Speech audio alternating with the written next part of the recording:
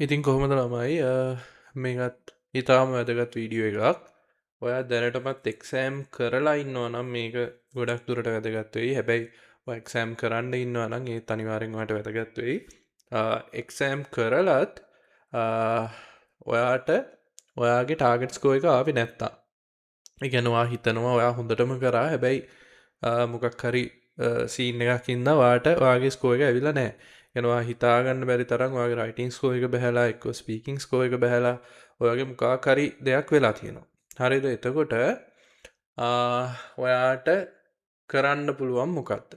හරි ඒ කියන්නේ එක්සෑම් එක කරන එකත් ඔප්ෂන් එකක් තමයි. හැබැයි ඔයාලා අහලා ඇති පියර්සන් ලගේ ඒ කියන්නේ PT එක්සෑම් සිස්ටම් එකේ රීස්කෝරින් සිස්ටම් එකක් තියෙනවා. රීස්කෝරින් හරියනේ රීකරෙක්ෂන් වගේ අපි අර A level කරලා දාන්නේ රීකරෙක්ෂන්. ඒ කියන්නේ ඔයාලට හොඳටම ෂුවර් ඔයා හොඳට කරා කියලා ඉතින් සැකේට දානවා රීකරෙක්ෂන්. ආයෙ බලන්න පේපර් එක. අනේ වගේ. හරිද? ඉතින් මේ ළඟදී රීස්කෝ දාපු මගේ ස්ටුඩන්ට්ස්ලාගේ ලොකු වෙනස්කම් වුණා.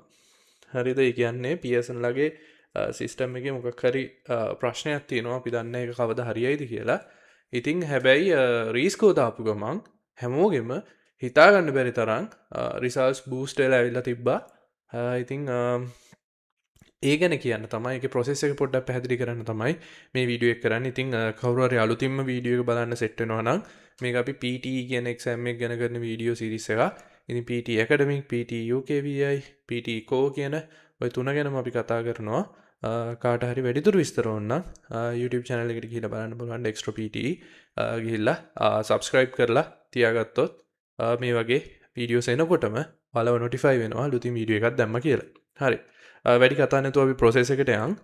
ඉතින් රීස්කෝරින් ප්‍රොසෙස් එක මම පුළුවන් විදිහට සරල කරලා ඔයාලට මේ විදිහට කියන්න හිතුවා. ඉතින් පළවෙනිම දේ. හරි. රීස්කෝරින් කියන්නේ මේක මම කියන්නේ ඔයාලට සල්ලි ගෙවලා රීස්කෝ කරන විදිහ. මේක අර ජෙනරල් චෙක් එකකුත් තියෙනවා. ඒකට ඔයාලට සල්ලි ගෙවන්න ඕනේ නැහැ. හැබැයි ඒකෙන් ඔයාගේ රිසල්ට්ස් වෙනස් වෙලා ඉන්නේ නැහැ. ගොඩක් වෙලාවට ඔයාගේ මොකක් හරි ස්කෝර් එකේ ඒ කියන්නේ මොකක් හරි වගේ මයික් එක හරි මොනවා හරි එහෙම කේස් එකක් වෙලා තිබිලා එහෙම ප්‍රශ්නයක් ඒගොල්ලන්ට ඩිටෙක්ට් වුණොත් ඒගොල්ලෝ කරන්නේ එක්සෑම් එක ආයෙ කරන්න කූපන් එකක් දෙන එක තමයි. හැබැයි ගොඩක් වෙලාවට ගොඩක් දරුවෝ එක්සෑම් එක කරන්නේ ඩෙඩ්ලයින් තියාගෙන. ඒ කියන්නේ ඔයාට රිසල්ට් සබ්මිට් කරන්න ඕනේ ලබන සතියේ නම් ඔයා මේ සතිය වගේ කරනවා නම් තව සතියක් ඇතුළත කරලා සමහරට රිසල්ට් සබ්මිට් කරන්න කාලයක් නැති වෙන්න පුළුවන්. ඒ වගේ වෙලාවට ඔයාලට පුළුවන් මේ රීස්කෝරින් කියන එකට ගිහිල්ලා පොඩ්ඩක් බලන්න ආය පාරක් ඔයාගේ ස්කෝර් එකට චැලෙන්ජ් කරලා. හරි. පළවෙනිම දේ ඔයා හොඳටම පර්ෆෝම් කරා කියලා ඔයාට කන්ෆිඩන්ස් එකක් තියෙන්න ඕනේ. හරි. එහෙම නැත්තම් මේ දේ කරන්න යන්න එපා. අපරාධ සල්ලි. ඒ කියන්නේ දැන් ඔයා හිතන්නකෝ ඔයාට අන්තිම right from dictation ප්‍රශ්න 3න් ප්‍රශ්න දෙකක්ම වගේ ඇරුණා. හරිද? එතකොට writing score එක ඔයාට 65ක් ඕන නම් ඔයාට 50යි ඇවිල්ලා තියෙන. ඉතින් එහෙම වෙලා තිබුණොත් රීස්කෝර් එකකට යන්නේක එච්චරම සුදුසු නෑ. මොකද ඔයාට ප්‍රශ්න අර ගෙඩි පිටින් මත ඇරලා තිබුණොත් තේරුමක් නෑ. හැබැයි ඔයා මුළු පේපර් එකම කම්ප්ලීට් කරලා ඔයා හරියටම ඔයාගේ ටෙම්ප්ලේට්ස් ටික ටයිප් කරලා හරියටම ස්පීකින් වල හොඳට කතා කරලා හරි right from dictation උත් ඔයාලට හොඳටම ෂුවර් නම් ලේසි මේවා නම් ආවේ අන්න ඒ වගේ තත්ත්වයකදී ඔයාලට නිකන් ලකුණු 50ක් වගේ නම් එන්නේ ඔයාලට 65ක් වගේ වුණා එහෙම නැත්නම් ඔයාලට 50ක් නම් ඕනේ ඔයාලට 29ක් වගේ නම් ඇවිල්ලා තියෙන ලකුණු අන්න එතෙන්දී අනිවාර්යෙන් රීස්කෝර් එකට යන්න කියලා මම ඇඩ්වයිස් කරනවා මොකද ගොඩක් වෙලාවට හරි චේන්ජ් වෙලා ඉන්න තියෙන රිසල්ට් එක වෙනස් වෙලා ඉන්න තියෙන chance එක ගොඩක් වැඩි. ඒක හින්දා try කරන්න. මේක ඉස්සර එහෙම නැහැ. දැන් තමයි මෙහෙම වෙලා තියෙන්නේ. ඉස්සර නම් hardly තමයි. හරිද? බොහොම කලාතුරකින් තමයි රීස්කෝර් එකකට ගියොත් exam එකේ result change වෙලා ආවේ. හැබැයි දැන් නම් ඔයාට මාර common විදියට හොයාගන්න පුළුවන් රීස්කෝර් දැම්මම result change වෙලා එන ළමයි. හරි. මේකේ පළවෙනිම process එක තමයි ඔයාට results ආවට පස්සේ ඔයා හෙල්ප් සෙන්ටර් එක through ඒජන්ට් කෙනෙක් කන්ටැක්ට් කරගන්න ඕනේ. අර හෙල්ප් සෙන්ටර් එකට ගිහලා පල්ලට යනකොට පැත්තකින් අර මැසේජ් කරන මාක් එකක් එනවා. මම ඒක ගැන YouTube ෂෝට් එකක් කරලා තිනවා. කාට හරි ඕනනම් ගිහලා බලන්න පුළුවන්. ඉතින් ඒජන්ට් කෙනෙක් අල්ලගෙන chat කරන්න කියන්න ඔයාලට ෂුවර් නැහැ. මේ විදිහට මට paid rescore එකක් ඕනේ කියලා. හරි. ඔයාට ඒක රික්වෙස්ට් කරන්න පුළුවන්.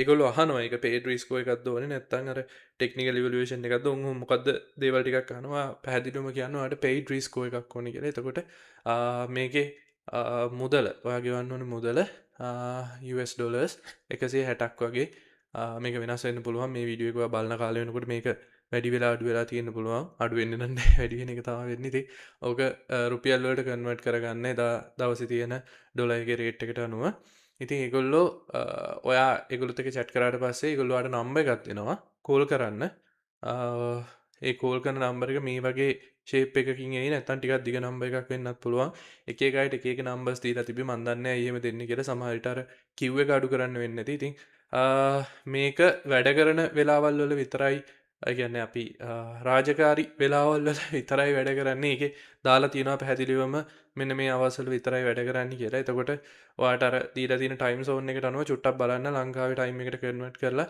ඒ වෙලාවල් අපේ වෙලාවල් එක්ක කොහොමද කම්පෙයාර් වෙන්නේ කියලා. ඉතින් ඒ වෙලාවක කෝල් එකක් දෙන්න. එතකොට ගොඩක් වෙලාවට මේගොල්ලෝ ඔයාගේ card details over the phone තමයි ඉල්ලන්නේ.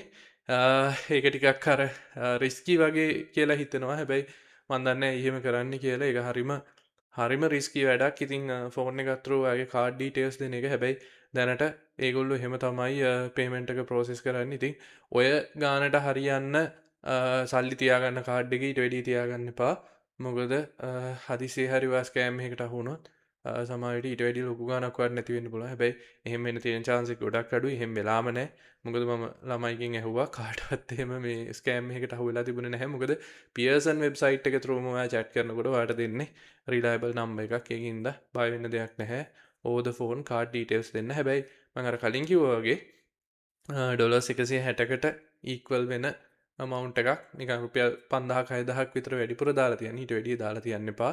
ඔයා රුපියල් වලින් payments කරනවා නම් ඔයා Australian dollars හරි pounds USD මොනවා හරි කරනවා නම් මේක convert කරලා මීට වඩා පොඩ්ඩක් වැඩි ගාණක් තියලා නිකන් ඩොලර් 10ක් විතර වැඩිපුර තියලා අනිත් ටික වෙන account එකකට transfer කරලා තියාගන්න just in case. හරි. The process can take anywhere from a few hours to a few days. සමහරුන්ට පැය 7ක් 8ක් ඇතුළත රීස්කෝ එකේ රිසර්ච් ඇවිල්ලා තිබ්බ. සමහරුන්ට දවසක් දෙකක් වගේ ගිහිල්ලා තිබ්බ. ඒකින්ද කියන්න බෑ මේක කොච්චර කල් යනවද. හැබැයි දවස් දෙක තුනකට වැඩිය නම් යන්නේ නැහැ. ඒකින්ද බය නැතුව ඔයාලට රීස්කෝ එකට ඇප්ලයි කරන්න පුළුවන්. හැබැයි රීස්කෝ වෙන අතරතුර ඔයාලට එක්සෑම් එකක් බුක් කරන්න බෑ. ඒකත් මතක තියාගන්න. ඔයා රීස්කෝ එකකට ඇප්ලයි කරාට පස්සේ රීස්කෝ එකේ රිසල්ට්ස් එනකන් ඉන්න වෙනවා. ඔයාට ඊළඟට ආයි එක්සෑම් එක බුක් කරන්න. හරි. ඉතින් මේ වාස්සේ මට ඔයාලට කියන්න ඕන දෙයක් තියෙනවා. හැමදාම වගේ මගේ self learning package එක තියෙනවා. ඔයාලට WhatsApp message එකක් දැම්මොත් ඒක ගන්න පුළුවන්. ඉතින් ඔයාලා දන්නවා මම හැමදාම රිසර්ච් එකක් ගන්නවා. ඔයගොල්ලෝ දැනටත් මගේ නම්බර් එක WhatsApp බලනවා නම් ඔයාලට මගේ ස්ටේටස් බලන්න පුළුවන්. නිතරම මම රිසර්ච් දානවා. නැත්තම් මේ වීඩියෝ එකේ පළවෙනි කමෙන්ට් එකට ගිහිල්ලා බලන්න. මම පෙක් කරලා තියෙනවා මගේ YouTube wall එකට මම ඉඳලා හිටලා අර මගේ ස්ටේටස් ෂෙයා කරන රිසර්ච් එකක් දෙකක් දානවා අප්ඩේට් එකක්. ඉතින් ඔයාලට YouTube wall එකනුත් බලා ගන්න පුළුවන් මගේ ස්ටුඩන්ට්ස්ලාගේ රිසර්ච්. ඉතින් කාට හරි අලුත්ම ට්‍රික්ස් අලුත්ම ටෙම්ප්ලේට්ස් ඕනේ නම් මේ නම්බර් එකට WhatsApp message එකක් දාන්න. ඉතින් මම මගේ පැකේජ් එකේ details දෙන්නම්. ඔයාලට set නම් අරගෙන ඔයාලට වැඩ කරන්න පුළුවන්. ඉතින් මම ඔයාලට එක උදාහරණයක් පෙන්නන්නම්. රීස්කෝ එකකට පස්සේ වෙනස් වෙච්ච රිසර්ච් ෂීට් එකක්. ඉතින් මේ එක්කෙනෙක් විතරයි මගේ ස්ටුඩන්ට්ස්ලා 8 දෙනෙක් රීස්කෝ කරා. එකකින් එක්කෙනෙකුගේ විතරයි රිසර්ච් පොඩ්ඩක් අඩු වෙලා ආවේ. ඒක හින්දා අනිත් 7 දෙනාගෙම තමන්ගේ ටාගට් ස්කෝර් එක ආවා. රීස්කෝ එක දැම්මට පස්සේ ඉතින් මේ දරුවගේ තමා වැඩිම බූස්ට් එකක් ආවේ. ඉතින් 57 ඉඳලා 70කට යනවා කියන්නේ හිතලා බලන්න ලකුණු කීයද? ලකුණු 14ක්. හරි. ලකුණු 14ක අප්ග්‍රේඩ් එකක් රීඩින් ඇරෙන්න අනිත් හැම එකක්ම වැඩි වෙනවා. අන්න ඒකත් වැදගත්. ගොඩක් වෙලාවට රීඩින් වැඩි වෙන්නේ නැහැ. මොකද රීඩින් අර අපි අර පික් කරන ආන්සර්ස් වල ඉන්නේ ගොඩක්ම අපේ ස්කෝර් එක මෙෂර් වෙන්නේ. කියන්නේ උදාහරණයක් විදිහට ගත්තොත් අපිට රීඩින් වලට ආයේ ලකුණු යන්නේ මොකෙන්ද?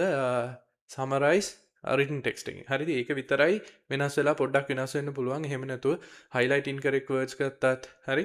එතකොට fill in the blanks ගත්තත් ඒ ඔක්කොම fixed ලකුණු ගානක් දෙන උත්තර. ඉතින් ඒවා වෙනස් වෙන්නේ නැහැ. ඒවා වෙනස් වෙයි කියලා හිතන්නත් බෑ. ඒකින්ද අර ඔයා හිතන්නකෝ ඔයාට රීඩින් ලකුණු 5ක් විතර මදි. හරි. එතකොට රීස්කෝ එකක් දාලා එන්න තියෙන chance එක ගොඩක් අඩුයි. හැබැයි එහෙම එක්කෙනෙකුට ආවා.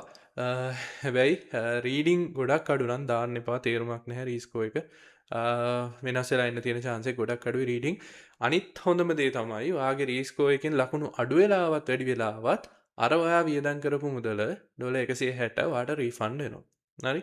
ඒක හින්දා දැන් ගොඩක් ළමයි හිතන විදිහ මට සමහර වෙලාවකට ප්‍රශ්නයක්. හරිද? ඇයි රීස්කෝ එකකට යන්නේ නැති? යන්නේ නැත්තේ කියන එක. දැන් ගොඩක් වෙලාවට ඕස්ට්‍රේලියාවේ වගේ ඉන්න දරුවෙකුට $160ක් කියන එක ලොකු ප්‍රශ්නයක් නෙමෙයි. හරිද? හැබැයි දැන් ඔයා හිතන්නකෝ ඔයා එක්සෑම් කරලා ඔයාගේ ටාගට් ස්කෝර් එක ඇවිල්ලා නැහැ. ඔයාගේ ටාගට් ස්කෝර් එක ඇවිල්ලා නැත්තම් ඔයාට රීස්කෝර් කරා කියලා පාඩුවක් නැහැ. හරි ලකුණු අඩු වුණත් කමක් නැහැනේ.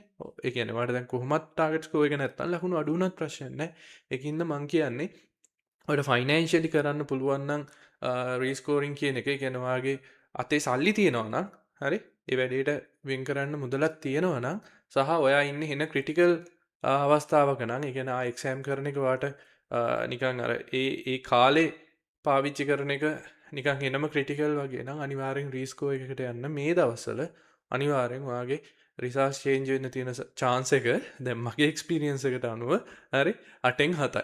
ඒ කියන්නේ 80%ටත් වැඩියනේ නේද? 80%ටත් වැඩිය chance එකක් තියෙනවා ඔයාට ඔයාගේ ටාගට් ස්කෝර් එක ඒ කියන්නේ මේ තියෙන ලකුණු වැඩි වෙලා එන්න. හරි? ඕක තමයි මට කියන්න ඕන උනේ. ඉතින් කවුරු හරි අද හෙට අනිද්දා ලබන මාසේ මේ අවුරුද්ද ඇතුලේ එක්සෑම් කරන්න ඉන්නවා නම් තමන්ගේ ටාගට් ස්කෝර් එකට යන්න පුළුවන් වෙන්න කියලා හදවතින්ම සුබ පතනවා. Thank you.